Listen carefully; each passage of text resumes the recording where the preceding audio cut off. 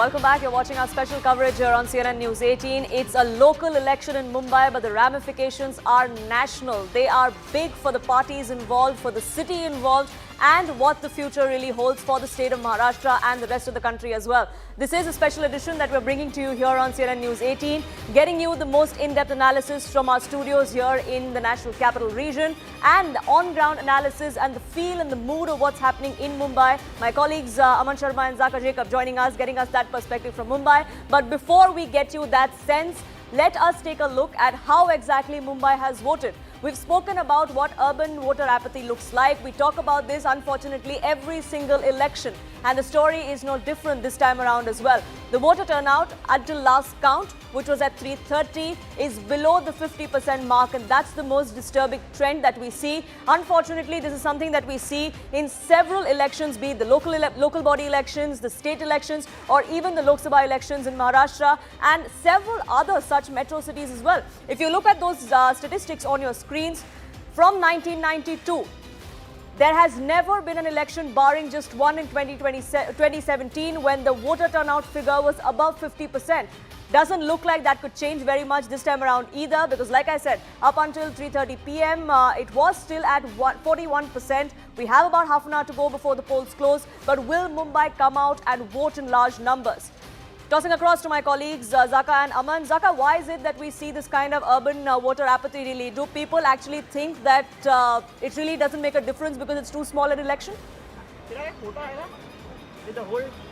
Well, for one reason, I think it's also happened to be on a Thursday and results are tomorrow. So a lot of people, young people particularly, have decided to take the long weekend and head out of town. So that could be one possible reason. But it's also a peculiarly Mumbai problem. If you look at urban elections, for example, in Delhi or in Kolkata or in Chennai, the voter turnout is well above 50%. In Kolkata, it's above 70%, sometimes even 75%. In Chennai also, it's, borderline 70%.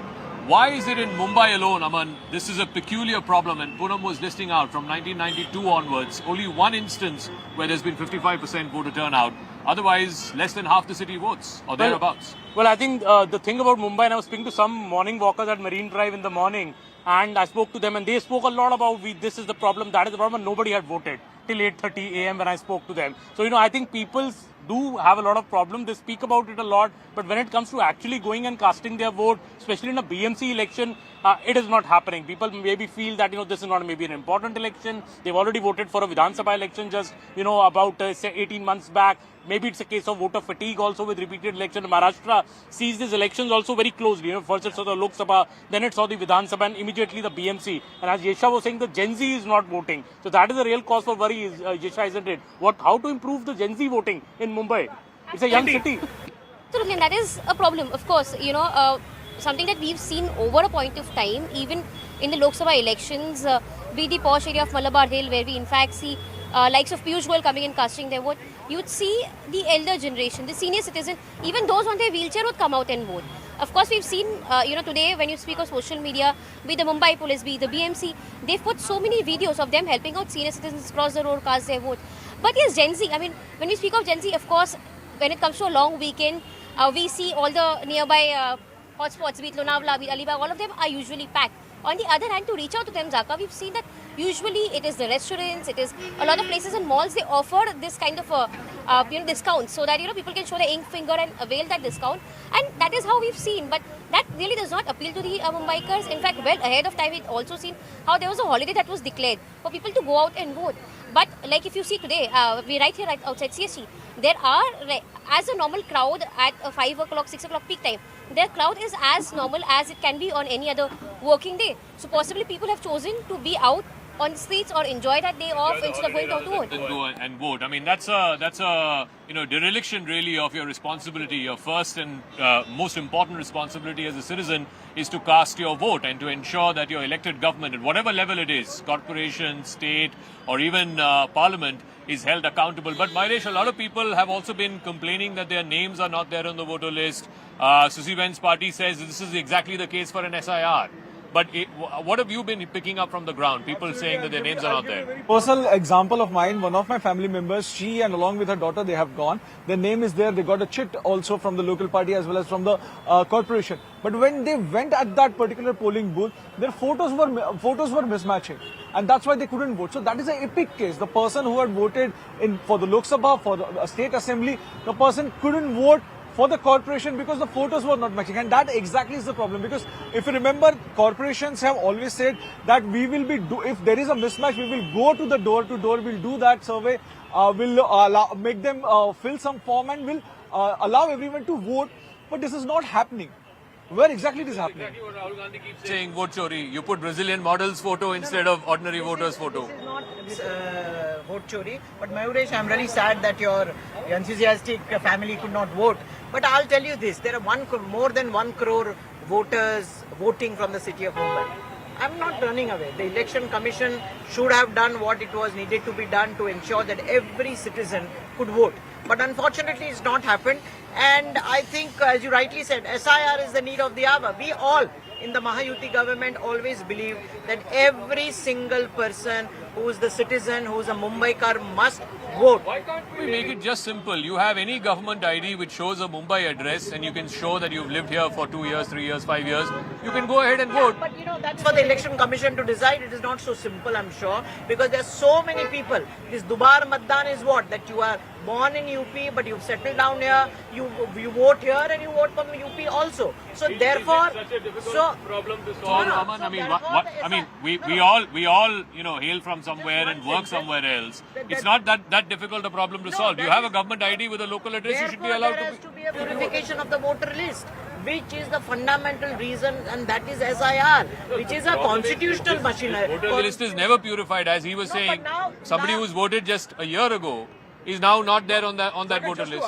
Because when we ask the question to the state election commission, they all went to the BMC or the TMC, they always say we get the list from the state election commission. When we ask the state election commission, have you prepared the list? They said no, we get this list from the central election commission. So it means it's the same list. So, it's the same list going So I'll tell you one more. In a year's time, the list has changed. 5th January, the electoral rolls were published. The final electoral polls of the Mumbai Municipal Corporation were published, and it was the duty of every single political party. It's a small vote.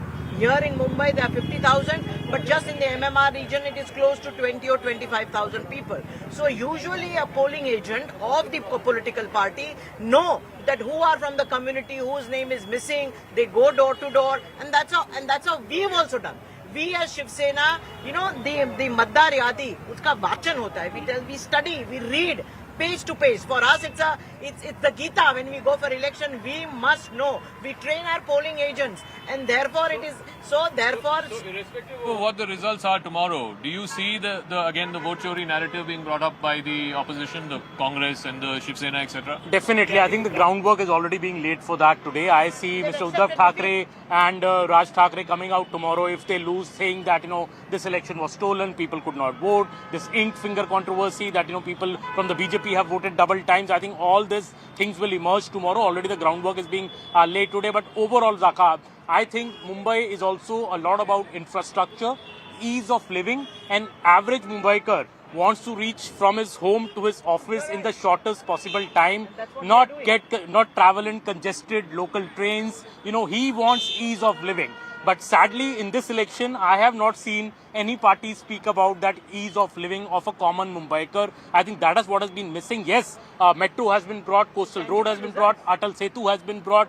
There are many developments which are happening, but I think that particular, and that is why what explains, I think, the voter apathy, because the voter at the end of the day feels that I am struggling in going in this train from my house, from a suburb to central Mumbai for 2 hours, traveling, stuck on the traffic in the roads. Nobody's addressing that issue. Why should I even go and vote because there's no change in my life? Mr. Jha, you should have addressed that issue exactly. That this is our vision for Mumbai 2030. We've been trying to, and we will try to. And we'll ease the living in Mumbai to all the people who are living here. And eventually, Madam was telling about the SIR. I don't believe that it is purification. It is clearly making way of genuine voters to go out of the list. No, this is not a Bengali. This is not Bengali. Even Bihar also, even in Bihar also, there are proofs. Even in Bihar, yes. No.